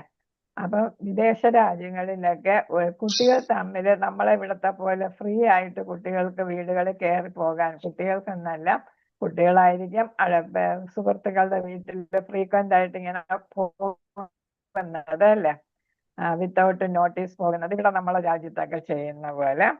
പക്ഷെ വിദേശ രാജ്യങ്ങളിൽ അങ്ങനെ പാടില്ല. കുട്ടികൾ തമ്മിൽ പോണെങ്കില് എന്ത് ചെയ്യണം, ആ സുഹൃത്തിന്റെ വീട്ടുകാരിൽ നിന്ന് പെർമിഷൻ വാങ്ങിയിട്ട് വേണം പോകാൻ. ഞാനിങ്ങനെ വന്നോട്ടെ, ഇപ്പം അതിന്റെ സമയവും എല്ലാം പറയും, ഇന്ന സമയത്ത് എന്നൊക്കെ ഉള്ളത് പറയും. അപ്പൊ അതിനനുസരിച്ചാണ് അവർ വരേണ്ടത്, മീറ്റ് ചെയ്യേണ്ടത് എന്നുള്ളതാണ്. അപ്പൊ സുഹൃത്തിന്റെ വീട്ടിൽ നമ്മളിവിടെ കൂടുതൽ കമ്പൈൻസറി ഇതാന്ന് പറഞ്ഞ് കുട്ടികളെല്ലാം സുഹൃത്തുക്കളുടെ വീട്ടിലൊക്കെ ധാരാളമായിട്ട് പോവുകയും അവരിങ്ങോട്ട് വരികയൊക്കെ ചെയ്യുന്നു. ഇവിടെയാണ് നമുക്ക് അതിനൊക്കെ സ്വാതന്ത്ര്യം കൂടുതലുള്ളത് അല്ലെ, ഇന്ത്യയിൽ. മറ്റു രാജ്യങ്ങളിൽ ആ സ്വാതന്ത്ര്യം ഇല്ല. അപ്പൊ ഇവിടെ പറയുന്നത് നമ്മുടെ ക്ഷേത്രത്തിലും വീടുകളിലും അതിഥികൾ വരുമ്പോൾ അവരെ വളരെ ബഹുമാനത്തോടെയും സ്നേഹത്തോടെയും പരിഗണിക്കുന്നത് വൈഷ്ണവ മര്യാദയാണ്. അപ്പൊ നമ്മളിപ്പോ ക്ഷേത്രത്തിൽ പോയപ്പോ നമുക്കറിയാം അല്ലെ. അപ്പൊ നാമനിഷ്ഠ പ്രഭു വളരെ നന്നായിട്ടാണ് നമ്മളെല്ലാം സ്വീകരിച്ചത് എന്നാണ്. ഇപ്പം പ്രഭു തിരുവനന്തപുരത്ത് വന്നിട്ടുണ്ട്. നാളെ രാവിലെ 9 മണിക്ക് തിരിച്ചു പോകും. പക്ഷെ പ്രഭുവിനെ കാണാനായിട്ട് പറ്റിയില്ല. പകൽ സമയം മുഴുവൻ പ്രഭു മീറ്റിങ്ങിനാണ് വന്നത്. അപ്പൊ 7 മണി കഴിഞ്ഞിട്ട് നമുക്ക് പ്രഭുവിനെ കാണാൻ പറ്റും. അപ്പൊ ആ സമയം നമ്മള് അമ്പലം ഇച്ചിരി ദൂരെയാണ്, അത് കാരണം പോകാനും പറ്റത്തില്ല. നാളെ രാവിലെ 9 മണിക്കും പോകാനും എത്തപ്പെടത്തില്ല. അതുകൊണ്ട് പ്രഭു ഇവിടെ വന്നപ്പോ നമുക്ക് സ്വീകരിക്കാൻ പറ്റാതെ അപ്പൊ വീടുകളിലും അതിഥികൾ വരുമ്പോ വളരെ ബഹുമാനത്തോടെ സ്നേഹത്തോടെ നമ്മൾ സ്വീകരിക്കുക. അതാണ് നമ്മുടെ മര്യാദ. നമ്മുടെ രീതിക്ക് അനുസരിച്ച് മധുര വാക്കുകൾ, ഇരിപ്പിടം, വെള്ളം, പ്രസാദം എന്നിവ നൽകി അവരെ സ്വാഗതം ചെയ്യണം. അപ്പൊ നമ്മൾ വീട്ടിൽ ആര് വന്നാലും നമ്മൾ വളരെ ഇഷ്ടത്തോടെ നല്ല വാക്കുകൾ പറഞ്ഞാണ് സ്വീകരിക്കുക, അല്ലെ? അതേപോലെ തന്നെ വന്നാൽ തന്നെ നമ്മൾ ഇരിക്കുമോ എന്നൊക്കെ പറഞ്ഞ് നമ്മൾ ഇരിപ്പിടമൊക്കെ കൊടുക്കും. പിന്നെ കുടിക്കാൻ എന്താ വേണ്ടതെന്ന് വെച്ചാല് അത് ചോദിച്ച് അവർക്ക് ആവശ്യമുള്ള എന്താന്ന് വെച്ചാൽ അത് നമ്മൾ കൊടുക്കാം. അപ്പൊ ഇവിടെ വെള്ളം എന്ന് പറയുന്നത് ഒന്നും കൊടുത്തില്ലെങ്കിലും വെള്ളം കൊടുക്കണം എന്നാണ് പറയുന്നത് അതിഥിക്ക്. അപ്പൊ നമ്മൾ ചെയ്യുന്ന അവരുടെ ആവശ്യം എന്താണെന്ന് ചോദിച്ച് അവർക്ക് ആവശ്യമുള്ള എന്താന്ന് വെച്ചാല് അതായിരിക്കും കുടിക്കാൻ കൊടുക്കുന്നത്. പിന്നെ പ്രസാദം, നമ്മുടെ വീട്ടിൽ ഉണ്ടാക്കിയിട്ടുള്ള പ്രസാദം അവർക്ക് നൽകി ആ പ്രസാദം ആദരിക്കാനായിട്ട് അവർക്ക് അവസരം കൊടുക്കണം എന്നാണ് അവിടെ പറയുന്നുണ്ട്. അതിഥി എന്ന സംസ്കൃത പദത്തിന്റെ അർത്ഥം ക്രമീകരിക്കാത്തത് എന്നാണ്, എന്ന് വെച്ചാൽ മുൻകൂട്ടി പറയാത്തത്, അല്ലെ എന്നാണ്. ഒരു സമയക്രമമില്ലാതെ അല്ലെങ്കിൽ അപ്രതീക്ഷിത അതിഥിയെ പരമേശ്വരന്റെ പ്രതിനിധിയായിട്ട് കണക്കാക്കുന്ന. അപ്പൊ തിഥി, അതാ നേരത്തെ ഞാൻ പറഞ്ഞ ദിവസം നോക്കാതെ, സമയം നോക്കാതെ, തിഥി നോക്കാതെ, തിഥി എന്ന് പറഞ്ഞ ദിവസം, അല്ലെ? അത് നോക്കാതെ ചതുർത്ഥി നമ്മൾ പറയത്തില്ലേ, അപ്പൊ അതൊക്കെയാണ്. അപ്പൊ തിഥി എന്ന അതിലാണ് വരുന്നത്. അത് നോക്കാതെ വരുന്ന ആളിനെയാണ്, അപ്രതീക്ഷിതമായിട്ട് എത്തുന്ന ആളിനെയാണ് നമ്മൾ അതിഥി എന്ന് പറയുന്നത്. അദ്ദേഹത്തെ നമ്മൾ എന്തായിട്ട് കണക്കാക്കുന്നു? ഭഗവാന്റെ പ്രതിനിധിയായിട്ട് കണക്കാക്കുന്നു. കാരണം അദ്ദേഹത്തിന്റെ അപ്രതീക്ഷിത വരവ് തന്റെ ഭക്തനെ പരീക്ഷിക്കാനും ഏത് സാഹചര്യത്തിലും തന്നെ സേവിക്കാൻ അവർ എത്രത്തോളം തയ്യാറാണെന്ന് കാണാനും ഭഗവാൻ ചെയ്യുന്ന കാര്യമാണ്. അപ്പൊ നമ്മൾ ആരെങ്കിലും എത്തിയാല് വൈഷ്ണവർ, അല്ലെ, പ്രത്യേകിച്ച് ഇവിടെ പറയുന്ന വൈഷ്ണവരെത്തിയാല് അവരെ എങ്ങനെ നമ്മൾ ബഹുമാനിക്കുന്നു, വരവേൽക്കുന്നു, അവരെ എങ്ങനെ സൽക്കരിക്കുന്നു എന്നത് അറിയാൻ വേണ്ടിയിട്ട് ഭഗവാനാണ് ഇവരെ അയക്കുന്നത് എന്നാണ്. അപ്പൊ അത് കാരണം നമ്മൾ എന്തായിട്ട് കണക്കാക്കുന്നു? ഭഗവാന്റെ പ്രതിനിധിയായിട്ടാണ് അതിഥികളെ കണക്കാക്കുന്നത്. ഈ ധാരണയോടെ ഒരാൾ അതിഥികളെ സേവിക്കണം. അപ്പൊ ഭഗവാന്റെ പ്രതിനിധി എന്ന രീതിക്കായിരിക്കണം നമ്മൾ സേവിക്കേണ്ടത്. അല്ലാതെ എന്താണ് നമുക്ക് ബുദ്ധിമുട്ടുണ്ടാക്കുന്നു എന്ന് പറഞ്ഞിട്ട് നമ്മൾ മനസ്സിലവരെ എന്താണ് പ്രാകുക, അല്ലെ? അങ്ങനെ പ്രാകാതെ നമ്മൾ അവരെ സൽക്കരിക്കണം. കാരണം എന്താണ്? ഭഗവാന്റെ പ്രതിനിധിയാണ് എന്ന് നമ്മൾ വിചാരിക്കണം. ഭഗവാന്റെ ക്ഷേത്രം പൊതുജനങ്ങൾക്കായി തുറന്നിട്ടാലും വീട്ടിലായാലും സന്ദർശകർക്ക് കഴിയുന്നത്ര ക്ഷേത്ര പ്രവർത്തനങ്ങളിൽ പങ്കെടുക്കാൻ കഴിയുന്ന ഒരു സ്ഥലമായിരിക്കണം. അപ്പൊ വീടാണെങ്കിലും ക്ഷേത്രമാണെങ്കിലും എത്തിച്ചേരുന്ന അതിഥികൾക്ക് എന്ത് ചെയ്യണം? അവിടെ പ്രവർത്തനങ്ങളിൽ പങ്കെടുക്കാൻ പറ്റുന്ന ഒരു സ്ഥലമായിരിക്കണം ക്ഷേത്രമാണെങ്കിലും വീടാണെങ്കിലും. എന്ന് വെച്ചാൽ അതിഥിക്ക് നമ്മൾ അവിടെ ആവശ്യത്തിന് സ്വാതന്ത്ര്യം കൊടുക്കണം, അല്ലേ? ക്ഷേത്രത്തിലാണെങ്കിൽ നമ്മൾ പൂജാതി കർമ്മങ്ങളിലൊക്കെ അതെല്ലാം നന്നായിട്ട് പങ്കെടുക്കാനും ഭഗവാന് പ്രസാദം ഉണ്ടാക്കാനും അവിടെ എല്ലാം വൃത്തിയാക്കാനും ഒക്കെ നമ്മൾ അവിടെ സേവ ചെയ്യും, അല്ലേ? അപ്പൊ അങ്ങനെയാണ് നമ്മൾ അവിടെ പോകുമ്പോൾ നമ്മളെ അങ്ങനെ സ്വീകരിക്കുകയും ചെയ്യും, നല്ല ബഹുമാനത്തോടെ സ്വീകരിക്കുകയും ചെയ്യും. അതേപോലെയാണ് നമ്മളെ വീട്ടിൽ വരുന്നവരെ നമ്മൾ സ്വീകരിക്കേണ്ടത്. ക്ഷേത്രത്തിൽ ചെല്ലുമ്പോൾ നമ്മളെ എപ്രകാരമാണ് സ്വീകരിക്കുന്നത് അതേ രീതിക്ക് നമ്മുടെ വീട്ടിൽ അതിഥികൾ വരുമ്പോൾ നമ്മൾ എന്ത് ചെയ്യണം? സ്വീകരിക്കാനായിട്ട് തയ്യാറെടുപ്പ് ചെയ്യണം എന്നാണ്. ഇസ്കോൺ സ്ഥാപക ആചാര്യനായ ശ്രീല പ്രഭുപാദരുടെ അനുയായികൾ എന്ന നിലയിൽ ക്ഷേത്രത്തിലെ ഏതൊരു അതിഥിയെയും അദ്ദേഹത്തിന്റെ, അതായത് പ്രഭുപാദരുടെ അതിഥിയായി നാം കണക്കാക്കണം. അപ്പൊ നമ്മൾ ആദ്യം പറഞ്ഞതാണ് ഭഗവാന്റെ പ്രതിനിധിയാണ്, അല്ലെ? ഇവിടെ ആരുടെ അതിഥിയായിട്ട് കണക്കാക്കണം? പ്രഭുപാദരുടെ അതിഥിയായിട്ട് നാം കണക്കാക്കണം. കാരണം എന്താണ്? പ്രഭുപാദരുടെ അനുയായികളാണ് അതാണ് ഭക്തനും, അല്ലെ? കൃഷ്ണാവബോധ സമിതിയിലെ അംഗങ്ങൾ എന്ന് പറയുന്നത് നമ്മളെല്ലാം അതിലെ അംഗങ്ങളാണ്, അല്ലെ? അതിലെ അംഗങ്ങളെല്ലാം ആരാണ്? ശ്രീല പ്രഭുപാദരുടെ അതിഥിയാണ്. ആ കണക്കിന് വരുമ്പോൾ നമ്മൾ എന്താണ്? ഒരു വൈഷ്ണവൻ വേറൊരു വൈഷ്ണവന്റെ വീട്ടില് സന്ദർശനത്തിന് പോയാൽ ഈ പോയ വൈഷ്ണവൻ പ്രഭുപാദരുടെ ആരായിട്ട് വരുന്ന ആളാണ്? അതിഥിയായിട്ട് വന്ന ആളായിട്ട് കണക്കാക്കണം. അപ്പൊ നമുക്ക് ഒരു ബഹുമാന്യ സ്ഥാനമാണ് വൈഷ്ണവന്, നമ്മൾ വീട്ടിൽ വരുന്ന വൈഷ്ണവന് നൽകേണ്ടത്. ക്ഷേത്രത്തിൽ ക്ഷേത്ര ഭാരവാഹികൾ അതേപോലെ അവരും അതിഥികളെ സൽക്കരിക്കണം. നമ്മുടെ വീട്ടിലും ശ്രീല പ്രഭുപാദരുടെ അതിഥിയായിട്ട് നമ്മൾ അതിഥികളെ കണക്കാക്കണം. എന്നുവെച്ചാൽ പ്രഭുപാദൻ വന്നാൽ നമ്മൾ എന്തൊക്കെ ചെയ്യും എന്ന് വെച്ചാൽ, പ്രഭുപാദൻ നമ്മുടെ വീട്ടിൽ പ്രഭുപാദർ വന്നു എന്ന് വിചാരിച്ചോളാം. അപ്പൊ നമ്മൾ എന്താണ് ചെയ്യുക? അല്ലെ, വെപ്രാളമായിരിക്കും അല്ലെ. അപ്പൊ വെപ്രാളത്തിൽ നമ്മൾ ഓരോന്നിങ്ങനെ സംഘടിപ്പിച്ച് എങ്ങനെ എത്രത്തോളം പ്രഭുപാദരെ സാറ്റിസ്ഫൈ ചെയ്യാൻ പറ്റുമോ എന്ന് നമ്മൾ നോക്കുകയായിരിക്കും അല്ലെ. അതേപോലെ ഭഗവാൻ വീട്ടിൽ വന്നാലോ, അപ്പൊ വിചാരിച്ചിരിക്കാതെ ശ്രീകൃഷ്ണ ഭഗവാൻ നമ്മുടെ അതിഥിയായിട്ട് വീട്ടിൽ വന്നാൽ നമ്മൾ എന്താണ് ചെയ്യാൻ പോകുന്നത് അല്ലെ. ആ തരത്തിൽ നമ്മൾ ചെയ്യണം എന്നാണ് ഇവിടെ പറയുന്നത്. അപ്പൊ നമുക്ക് ഇമാജിൻ ചെയ്യാൻ പറ്റാത്ത അത്ര സന്തോഷത്തിലായിരിക്കും നമ്മൾ അവരെല്ലാം സ്വീകരിക്കുന്നത്. അതേപോലെ അവരുടെ പ്രതിനിധിയായിട്ട് അതിഥിയായിട്ട് വരുന്ന അതിഥികളെ നമ്മൾ സ്വീകരിക്കണം. ഒരു വൈഷ്ണവ അതിഥി വരുമ്പോൾ നിങ്ങൾ അദ്ദേഹത്തെ ഒരു കീർത്തനം, മാലകൾ, ചന്ദനക്കുടം എന്നിവ ഉപയോഗിച്ച്, പുറത്ത് തണുപ്പില്ലെങ്കിൽ സ്വീകരിക്കാൻ പുറത്തു പോകണം. നിങ്ങൾ വണങ്ങുകയും ദയുള്ള വാക്കുകൾ അർപ്പിക്കുകയും അതിഥിയെ ഒരു ഇരിപ്പിടത്തിലേക്ക് നയിക്കുകയും വേണം. നിങ്ങളുടെ ആത്മീയ ഗുരുവിനെ സ്വീകരിക്കുകയാണെങ്കിൽ ഈ സമയത്ത് അദ്ദേഹത്തിന്റെ അനുവാദത്തോടെ ആരതി അർപ്പിച്ച്, അദ്ദേഹത്തിന്റെ കാൽക്കൽ പുഷ്പങ്ങൾ അർപ്പിച്ച്, പ്രണാമം അർപ്പിച്ച് അദ്ദേഹത്തെ ആരാധിക്കണം. അപ്പൊ ഇത് നമ്മൾ കണ്ടിട്ടുള്ളതാണ്. നമ്മൾ TV-യില് നമ്മുടെ യൂട്യൂബിൽ നോക്കുമ്പോൾ ശ്രീല പ്രഭുപാദരെ അദ്ദേഹത്തിന്റെ ശിഷ്യന്മാര് ലോകത്തെല്ലായിടത്തും ചെന്നപ്പോ അദ്ദേഹത്തിന്റെ കാലുകൾ കഴുകി, നമ്മൾ കുചേലവൃത്തം 5 പാട്ടിൽ പഠിച്ചിട്ടുണ്ട് അല്ലെ. സുദാമ വന്നപ്പോ ഭഗവാൻ എങ്ങനെയാണ് സുദാമയെ സ്വീകരിച്ചത് അല്ലെ. കുചേലൻ എന്ന വാക്കെന്ന് പറയുന്നത് എന്താണ്? ദരിദ്രൻ എന്നുള്ളതാണ് കുചേലൻ എന്ന വാക്കിന്റെ അർത്ഥം. അപ്പൊ നമ്മൾ അദ്ദേഹത്തിന്റെ സ്വന്തം പേരായ സുധാമ എന്നുള്ള പേരാണ് ഉപയോഗിക്കേണ്ടത്. അപ്പൊ സുധാമയെ എങ്ങനെയാണ് ഭഗവാൻ സ്വീകരിച്ചത്, അതേപോലെയാണ് നമ്മൾ എല്ലാ അതിഥികളെയും സ്വീകരിക്കേണ്ടത്. അപ്പൊ ഇവിടെ ഏതാ പറയുന്നത്?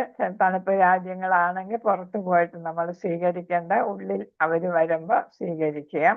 അല്ലെങ്കിൽ നമ്മൾ പുറത്തിറങ്ങി അവരെ വണങ്ങുക. എന്നിട്ട് നല്ല രീതിക്ക് ദയോടെയുള്ള വാക്കുകൾ പറയുക. എന്നിട്ട് അവർക്ക് സീറ്റ് നൽകുക അല്ലെ. അവരെ ഇരിപ്പിടത്തിലേക്ക് നയിക്കുക. ആത്മീയ ഗുരു വരികയാണെങ്കിൽ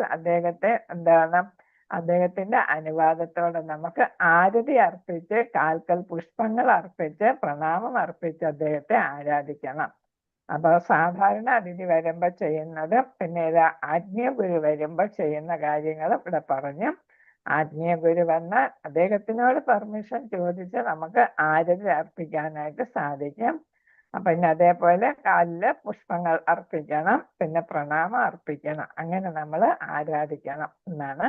അതിഥിക്ക് ഉടൻ തന്നെ പ്രസാദം അർപ്പിക്കാൻ നിങ്ങൾ തയ്യാറാകണം. എന്നാൽ പ്രസാദം സ്വീകരിക്കുന്നതിന് മുമ്പ് അതിഥി ആദ്യം കുളിക്കാനോ വിശ്രമിക്കാനോ ആഗ്രഹിക്കുന്നുണ്ടോ എന്ന് അന്വേഷിക്കുകയും വേണം. അപ്പൊ അതിഥി എത്തിക്കഴിഞ്ഞാൽ മിക്കവാറും എല്ലാവരും യാത്ര ചെയ്ത് വരുന്നവരാകുമ്പോൾ അവരെന്ത് ചെയ്യുന്നു? കുളിച്ച് പുതിയ വസ്ത്രങ്ങൾ അല്ലെ, നല്ല വസ്ത്രങ്ങൾ, എന്നുവെച്ചാൽ മുമ്പ് ഉപയോഗിച്ചിട്ടില്ലാത്ത വസ്ത്രങ്ങൾ ധരിക്കും. കഴുകി ഉണക്കിയ വസ്ത്രങ്ങളൊക്കെ ധരിക്കും. എന്നിട്ടാണ് അവർ എന്ത് ചെയ്യുക? പ്രസാദം സേവിക്കുക. അപ്പൊ അതുപോലെ തന്നെ അവർക്ക് കൊടുക്കാനുള്ള പ്രസാദം, അവർക്ക് അർപ്പിക്കാനുള്ള പ്രസാദം നമ്മൾ തയ്യാറാക്കുകയും വേണം. അവർക്ക് കുളിക്കുകയോ വിശ്രമിക്കുകയോ വേണമെങ്കിൽ അതിനുള്ള സൗകര്യവും എല്ലാം നമ്മൾ ചെയ്തു കൊടുക്കണം. നമ്മൾ അങ്ങോട്ട് അന്വേഷിച്ച് ഉചിതമായിട്ട് ചെയ്യണം. ഉചിതമാകുമ്പോൾ ക്ഷേത്രത്തിലെയോ വീട്ടിലെയോ മറ്റു താമസക്കാർക്ക് അതിഥിയെ പരിചയപ്പെടുകയും നിങ്ങൾക്ക് എന്തെങ്കിലും സേവനം ചെയ്യാൻ കഴിയുമോ എന്ന് അന്വേഷിക്കുകയും വേണം. അതിഥിക്ക് നമുക്ക് വപുസേവ ചെയ്യാം അല്ലെ. നമ്മളിപ്പോ ചെയ്തുകൊണ്ടിരിക്കുന്ന വാണി സേവയാണ് അല്ലെ. നമ്മൾ വാക്കുകൾ ഇങ്ങനെ പകർന്നു കൊടുക്കുകയാണ് അല്ലെ. നമ്മൾ ഓരോരുത്തരും വാക്കുകൾ പകർന്നു കൊടുക്കുകയാണ് ചെയ്യുന്നത്. അതേസമയം നമുക്കിപ്പോ ജയപതാക സ്വാമി ഒരുപാട് ഭക്തർ എന്ത് ചെയ്യുന്ന വപുസേവ ചെയ്യുന്നു. അപ്പൊ അദ്ദേഹത്തിന് വേണ്ട കാര്യങ്ങളെല്ലാം നേരിട്ട് ചെയ്തു കൊടുക്കുന്നു അല്ലെ. അപ്പൊ ജയപതാക സ്വാമി അതേപോലെയുള്ള സീനിയർ ആയിട്ടുള്ള ഗുരുക്കന്മാരെ എല്ലാം വപുസേവയും ചെയ്യും. അപ്പൊ ഇവിടെ നമുക്ക് അതിഥി വരുമ്പോൾ നമുക്ക് വപുസേവ ചെയ്യാനായിട്ട് നമുക്ക് സാധിക്കും. അവർക്ക് കുളിക്കാനുള്ള സൗകര്യങ്ങളൊക്കെ ഉണ്ടാക്കി കൊടുക്കുക, അവർക്ക് ധരിക്കാനുള്ള ഡ്രസ്സുകളൊക്കെ ശരിയാക്കി കൊടുക്കുക, അതുപോലെ തന്നെ അവരുടെ പ്രസാദം അതെല്ലാം വേണ്ട വിധത്തിൽ അന്വേഷിച്ച് ചോദിച്ച് മനസ്സിലാക്കി നമ്മൾ ചെയ്യണമെന്നാണ് ഇവിടെ പറഞ്ഞിരിക്കുന്നത്. എത്ര നാൾ അദ്ദേഹം അവിടെ താമസിക്കാൻ ഉദ്ദേശിക്കുന്നു എന്ന് ചോദിച്ചറിയാം. പകരം നിങ്ങളുടെ അതിഥിയെ അദ്ദേഹം തീരുമാനിച്ചതിന് കൂടുതൽ സമയം ഇവിടെ താമസിക്കാനായിട്ട് പ്രോത്സാഹിപ്പിക്കണം. അപ്പൊ പോകാണ്ടിരിക്കുമ്പോൾ നമ്മൾ എന്താണ്, നാളെ പോകുന്നു എന്ന് പറയുമ്പോൾ നമ്മൾ പറയും എന്താണ്, 2 ദിവസം കൂടെ കഴിഞ്ഞിട്ട് പോയാൽ പോരെ എന്നൊക്കെ നമ്മൾ ചോദിക്കാറുണ്ട്. എന്താണ് ഭഗവാൻ അതേപോലെ ദ്വാരകയിൽ പോകാനായിട്ട് അല്ലെ, മഹാഭാരത യുദ്ധത്തിന് ശേഷം പോകാൻ ഇറങ്ങിയപ്പോഴാണ് ആദ്യം എന്താണ് ബ്രഹ്മാസ്ത്രത്തിൽ നിന്നും ആരെയാണ് രക്ഷിച്ചത്? പരീക്ഷത്തിന്റെ അമ്മയുടെ പേരെന്താണ്?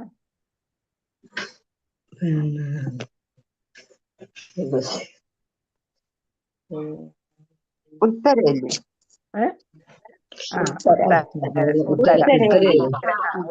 ഉത്തമനും. അപ്പൊ ബ്രഹ്മാസ്ത്രത്തിലൂടെ പരീക്ഷത്തെ ഗർഭസ്ഥ ശിശുവായ പരീക്ഷത്തിനെ വധിക്കാനായിട്ട് തീരുമാനിച്ചിരുന്നു. അപ്പൊ അതിൽ നിന്ന് രക്ഷപ്പെടുത്തി. അത് കഴിഞ്ഞ് അപ്പൊ ഉത്തര ഓടി വന്ന് എന്നെ രക്ഷിക്കണേ എന്ന് പറഞ്ഞിട്ട് ഭഗവാൻ തേരിൽ കയറാൻ തുടങ്ങിയപ്പോ അല്ലേ. അപ്പൊ അത് കഴിഞ്ഞപ്പോ അടുത്തെന്താണ്, ഇറങ്ങിയപ്പോ കുന്തി ദേവി വന്ന് പ്രാർത്ഥന, കുന്തി സ്തുതി നമ്മൾ കേൾക്കുന്നുണ്ട് അല്ലെ. അപ്പൊ എന്താണ്, പാണ്ഡവരെ എല്ലാം അവരിപ്പോ അങ്ങോട്ട് സിംഹാസനത്തിൽ കയറിയിട്ടേ ഉള്ളൂ. അവർക്ക് കുരുക്ഷേത്ര യുദ്ധത്തിൽ ജയിച്ചെങ്കിലും അവർക്ക് ഇപ്പോഴും ധാരാളം ശത്രുക്കളുണ്ട്. അപ്പൊ ഭഗവാൻ അമ്മായിയാണല്ലേ, എന്നിട്ടും ഭഗവാനായിട്ട് തന്നെയാണ് കണക്കാക്കുന്നത് അല്ലെ. വസുദേവരുടെ സഹോദരിയാണല്ലോ കുന്തി. അപ്പൊ എന്നിട്ടും ഭഗവാനായിട്ട് മനസ്സിലാക്കാനായിട്ട് സാധിച്ചിട്ടുണ്ട്. അപ്പൊ ആ തരത്തില് അപ്പോ പാണ്ഡവരെ സംരക്ഷിക്കാതെ ഇപ്പൊ പോകണ്ട, കുറച്ചു നാൾ ഇവിടെ നിന്നൂടെ. അപ്പൊ പിന്നെ നമുക്ക് എപ്പോഴും എന്ത് തരണം, ദുഃഖങ്ങൾ ഇങ്ങനെ ഉണ്ടായിക്കൊണ്ടിരിക്കട്ടെ, എങ്ങനെ ഉണ്ടായിക്കൊണ്ടിരുന്നാലും ഭഗവാന്റെ സാന്നിധ്യം എപ്പോഴും ഉണ്ടാകും എന്നെല്ലാം കുന്തി ദേവിയുടെ സ്തുതിയുണ്ട്. അത് കഴിഞ്ഞ് വീണ്ടും കയറുമ്പോഴാണ് യുധിഷ്ഠിരൻ വരുന്നത് അല്ലേ. അപ്പൊ യുധിഷ്ഠിരൻ വന്ന് പറയുന്നു ഉടനെ പോകണ്ട, കുറച്ചു നാൾ കൂടെ ഇവിടെ താമസിച്ചിട്ട് പോയാ പോരെ എന്നൊക്കെ ചോദിക്കുന്നുണ്ട് അല്ലെ. അപ്പൊ എന്ത് ചെയ്ത്, അപ്പൊ അങ്ങനെ ഭഗവാൻ കുറച്ചു നാൾ കൂടെ ഹസ്തിനപുരത്ത് തങ്ങുന്നുണ്ട്. അത് കഴിഞ്ഞിട്ടാണ് ഭഗവാൻ ദ്വാരകയിലേക്ക് തിരിക്കുന്നത്. അപ്പൊ അത് നമ്മളിനി പഠിക്കാം, നമ്മള് ഭാഗവതത്തിൽ അതൊക്കെ നന്നായിട്ട് വിസ്തരിച്ച് കൊടുത്തിട്ടുണ്ട്. അപ്പൊ എന്താണ്, ഭഗവാനെയും എന്ത് ചെയ്തു, യുധിഷ്ഠിരനും എല്ലാവരും തിരിച്ച് കുറച്ചു നാൾ ഇവിടെ തങ്ങാനായിട്ട് പ്രേരിപ്പിച്ചു. അപ്പൊ ഇഷ്ടമുള്ളിടത്താണ് നമ്മൾ തങ്ങുന്നത് അല്ലേ. അപ്പൊ നമ്മൾ എങ്ങനെയാണ് അതിഥികളെ സ്വീകരിക്കുന്നത് എന്ന് വെച്ചാൽ അതിനനുസരിച്ചായിരിക്കും അവർ കൂടുതൽ ദിവസം നമ്മളോടൊപ്പം തങ്ങുന്നത്. അപ്പൊ ഈ അതിഥികൾ വൈഷ്ണവരായിട്ടുള്ള അതിഥികൾ വരുമ്പോൾ നമുക്ക് എന്താണ് അതുകൊണ്ട് നേട്ടം? സത്സംഗമാണ് അല്ലേ. അപ്പൊ നമുക്ക് ഉന്നത ഭക്തരാണെങ്കിൽ അവരിൽ നിന്ന് പലതും നമുക്ക് ചോദിച്ചറിയാനായിട്ട് സാധിക്കും. ഇപ്പൊ ചൈതന്യ മഹാപ്രഭു തെക്കേ ഇന്ത്യൻ ഇതാണ് വിസിറ്റിന് വന്നപ്പം, സന്ദർശനത്തിന് വന്നപ്പം നല്ല പണ്ഡിതന്മാരായിട്ടുള്ള ബ്രാഹ്മണരും അല്ലാത്തവരും ആയിട്ടുള്ള ഗ്രഹങ്ങളിലാണ് അവർ ക്ഷണിച്ചു കൊണ്ടുപോയി അവരുടെ ഗ്രഹത്തിലാണ് താമസിപ്പിച്ചിരുന്നത്. അപ്പൊ അവിടെ എന്താണ്, ഭഗവാനെ കുറിച്ചുള്ള ചർച്ചകളാണ് കൂടുതൽ നടന്നിരുന്നത്. ഇപ്പം തെക്കേ ഇന്ത്യയിൽ വന്നപ്പോഴെല്ലാം അങ്ങനെയാണ്, ഓരോരുത്തരും എന്ത് ചെയ്ത് പ്രത്യേകം സന്ദർശിച്ച് അവിടെ വെച്ചിട്ട് ചർച്ചകൾ നടത്താം. അങ്ങനെ അവ്യക്തിഗതവാദികൾ പലരും ആരായിട്ട് മാറി, ഭഗവാന്റെ ഭക്തരായിട്ട് മാറിയിട്ടുണ്ട്. അപ്പൊ അങ്ങനെ ഒത്തിരി ഭക്തരെ സൃഷ്ടിക്കാനായിട്ട്, കൃഷ്ണാവബോധം പ്രചരിപ്പിക്കാനായിട്ട് ചൈതന്യ മഹാപ്രഭുവിന് സാധിച്ചു. അപ്പൊ നമുക്ക് എന്താണ്, ഇതേപോലെ ചർച്ചകൾ നടക്കുകയോ അല്ലെങ്കിൽ കീർത്തനങ്ങൾ ചെയ്യുകയോ അല്ലെങ്കിൽ സങ്കീർത്തനത്തിൽ ഏർപ്പെടുകയോ അല്ലെ, സങ്കീർത്തനം നമുക്ക് നടത്താം അല്ലെ. നമ്മുടെ അടുത്തുള്ള കുറെ ഭക്തര് കൂടിയിട്ട് നമുക്ക് സങ്കീർത്തനം നടത്താനായിട്ട് സാധിക്കും. അപ്പൊ അങ്ങനെയുള്ള ഒരുപാട് കാര്യങ്ങൾ നമുക്ക് ഓരോ ഭഗവാന്റെ ലീലകളൊക്കെ അവതരിപ്പിക്കാനായിട്ട് സാധിക്കും. ഡ്രാമ രൂപത്തിലോ കഥാരൂപത്തിലോ അങ്ങനെ പലതരത്തില് നമുക്ക് അതൊക്കെ ചെയ്യാനായിട്ട് സാധിക്കും. അപ്പൊ ഇതൊക്കെ ശുദ്ധ ഭക്തരും അല്ലെങ്കിൽ വൈഷ്ണവരും ഒക്കെ നമ്മുടെ ഗ്രഹങ്ങളിൽ അതിഥികളായിട്ട് എത്തുമ്പോൾ നമുക്ക് ചെയ്യാം. അപ്പൊ അങ്ങനെ ദിവസം പോകുന്നത് അറിയത്തില്ല അല്ലേ. അപ്പൊ എല്ലാ ദിവസവും ഓരോരോ പരിപാടികളായിരിക്കും നടക്കുക. അപ്പൊ അങ്ങനെ നമുക്ക് കൂടുതൽ ഭഗവാനോട് അടുക്കാനായിട്ട് സാധിക്കും. അതാണ് ഈ അതിഥികളെ സ്വീകരിക്കുന്നതിന്റെ പ്രത്യേകത എന്ന് പറയുന്നത്. ഇവിടെ പിന്നെ പറയുന്ന പ്രത്യേകിച്ച് ഭക്തരായ അതിഥികളെ ഗൃഹസ്ഥ ജീവിതത്തിന്റെയും വൈഷ്ണവ അല്ലെങ്കിൽ വേദ സംസ്കാരത്തിന്റെയും ഒരു പ്രധാന ഭാഗമാണ് പക്ഷേ പലപ്പോഴും ഇതിന് അർഹിക്കുന്ന പ്രാധാന്യം നൽകുന്നില്ല. നമ്മളിപ്പോ ന്യൂക്ലിയർ ഫാമിലിയാണ്, അണുകുടുംബമാണ് അല്ലേ. അപ്പൊ അണുകുടുംബമാകുമ്പോ ഭാര്യയും ഭർത്താവും ഒക്കെ ജോലിക്ക് പോകുന്നു, കുട്ടികളൊക്കെ നല്ല സ്കൂളുകളിൽ പഠിക്കുന്നു, അവരുടെ പഠനം തീർന്നിട്ട് സമയമില്ല. അങ്ങനെയൊക്കെ നമ്മൾ തിരക്കിലായതുകൊണ്ട് ഇങ്ങനെ അതിഥികളെ സേവിക്കുന്ന ഭക്തരായ അതിഥികളെ ക്ഷണിക്കാനോ നമുക്ക് നമ്മുടെ വീട്ടിൽ താമസിപ്പിച്ച് അവർക്ക് സേവ ചെയ്യാനോ ഒന്നും സാധിക്കുന്നില്ല. ഭഗവാൻ തന്നെ പറഞ്ഞിട്ടുണ്ട്, എന്നെ സേവിക്കുന്നതിന് പകരം ആരെ സേവിക്കുന്നതാണ് എനിക്ക് കൂടുതൽ ഇഷ്ടം? എന്റെ ഭക്തരെ സേവിക്കുന്നതാണ് എനിക്ക് കൂടുതൽ ഇഷ്ടം. ഭക്തന്മാരെ സേവിക്കുന്നതാണ് കൂടുതൽ ഇഷ്ടമെന്ന് പറയുന്നത്. അതുകൊണ്ടാണ് നമ്മൾ ഗുരുക്കന്മാരെ സേവിക്കുന്നത്. ഗുരുക്കളാരാണ്? ഭഗവാന്റെ ഭക്തരാണ് അല്ലെ, ശുദ്ധ ഭക്തന്മാരാണ്. ഏതാണ് നമ്മൾ പറയുന്നത്? നമ്മുടെ ഏതാണ് പ്രഭുപാദർ തുടങ്ങിയവരെല്ലാം ശുദ്ധ ഭക്തരാണ് അല്ലെ. അപ്പൊ അതുകൊണ്ടാണ് നമ്മൾ ഇപ്പോഴും ഗുരുപൂജയൊക്കെ ചെയ്യുന്നത്.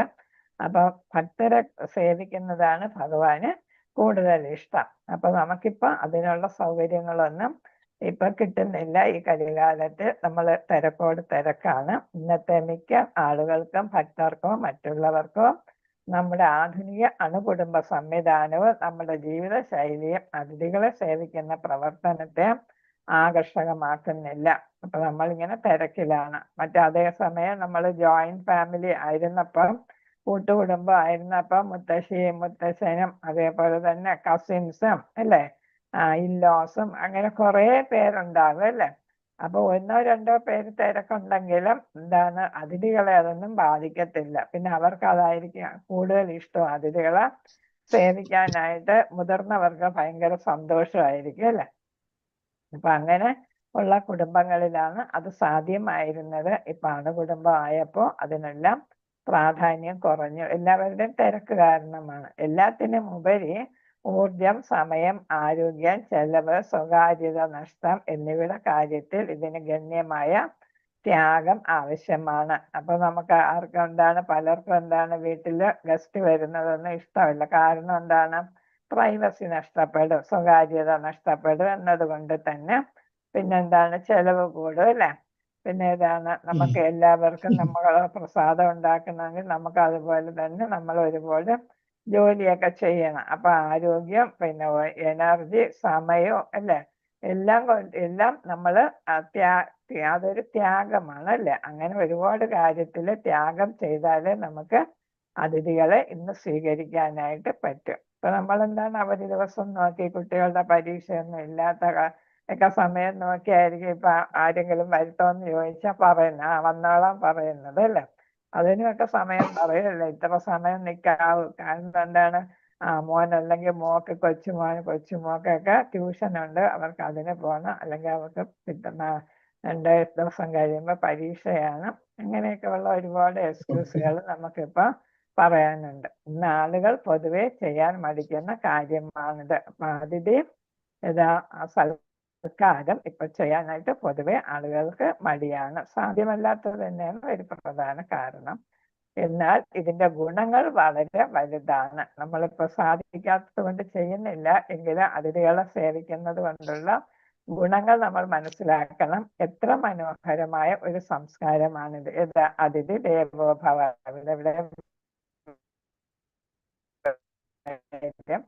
അപ്പൊ അതിഥിയെ ഭഗവാന് തുല്യമായിട്ട് കണക്കാക്കി നമ്മൾ സേവിക്കുന്ന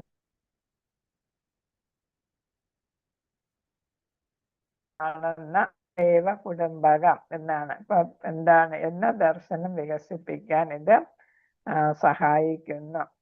വസുദേവ കുടുംബകം എന്നാണ് പറയുന്നത്. അതായത് കുടുംബം, ഈ കുടുംബം എന്ന് പറയുന്നത് ആരാണ്? വാസുദേവന്റെ കുടുംബമാണ് എന്നുള്ളതാണ് അല്ലെ. ഭഗവാൻ കൃഷ്ണന്റെ കുടുംബമാണ് ഇത് എന്നാണ് പറയുന്നത്. ലോകം മുഴുവൻ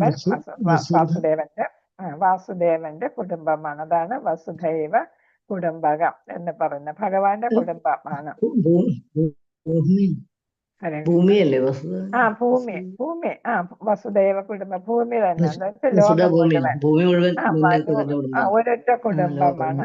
നമ്മൾ പറയുന്ന കൃഷ്ണബോധത്തിൽ വരുമ്പോ നമ്മൾ എന്ത് പറയും? ഭഗവാന്റെ കുടുംബം അല്ലെ എന്ന് പറയും. അപ്പൊ ഭൂമി മൊത്തം ഒരു കുടുംബം ആണ്. അല്ലെങ്കിൽ നമുക്കിപ്പൊ അറിയാം ഇന്റർനെറ്റും അതും ഇതുമൊക്കെ വന്നു കഴിഞ്ഞപ്പോ ലോകം ഇപ്പൊ ചുരുങ്ങി അല്ലെ.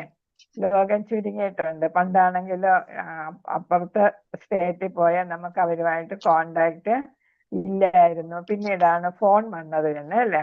അപ്പൊ ഇപ്പൊ ആണെങ്കിലോ ദിവസവും നമുക്ക് അവരുമായിട്ട് നേരിട്ട് കണ്ട് സംസാരിക്കാനായിട്ട് പറ്റും, എവിടെ പോയാലും അല്ലേ, ലോകത്തിന്റെ എവിടെ പോയാലും. അപ്പൊ അങ്ങനെ ഇതെന്തായിട്ട് മാറി, ഭൂമി ഒരു കുടുംബമായിട്ട് ചുരുങ്ങുകയുണ്ടായി. നമ്മൾ നോക്കുമ്പോൾ എല്ലാവരും ഭഗവാന്റെ അംശമാണ്, ഭഗവാന്റെ മക്കളാണ് അല്ലെ.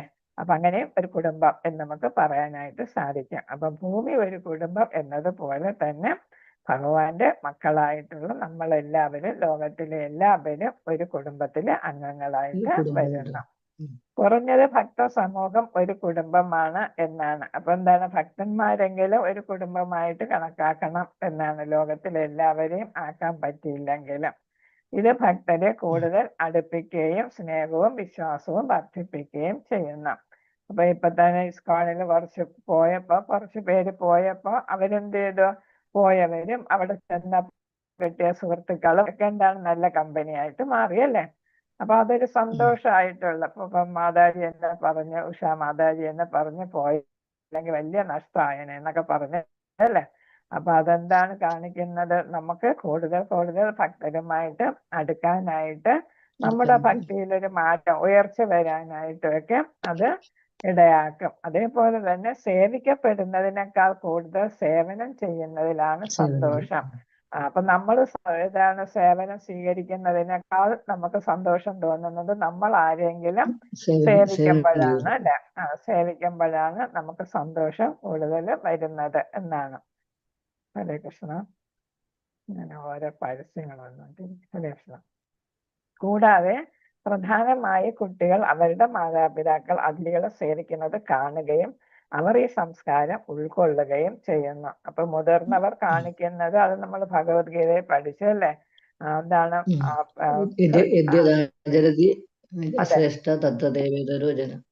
അതെ. അപ്പൊ അതിലൊരു പടവും കൊടുത്തിട്ടുണ്ട് അല്ലെ. ഒരു അതാണ് താറാവ് അല്ലെ, മുമ്പേ പോകുന്നു, അതിന്റെ പിന്നെ എല്ലാം മക്കളിങ്ങനെ പോകുന്നു അല്ലെ.